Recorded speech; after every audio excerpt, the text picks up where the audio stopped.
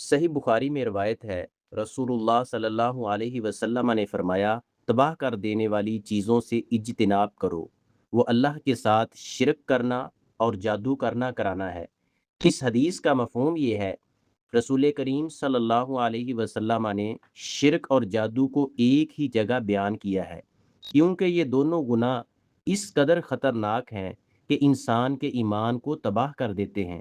شرک تو اس قدر تباہ کن ہے کہ اگر انسان شرک کرنے کے بعد توبہ نہ کرے تو وہ ہمیشہ کے لیے جنت سے محروم اور جہنم اس پر واجب ہو جاتی ہے۔ شرک کیا ہے؟ اللہ تعالیٰ کی ذات، صفات، عبادات یا اختیارات میں کسی کو شریک بنانا شرک ہے، جیسے اللہ کے علاوہ کسی سے دعا مانگنا، کسی کو سجدہ کرنا، کسی کے نام کی نظر و نیاز دینا۔ جادو کیا ہے؟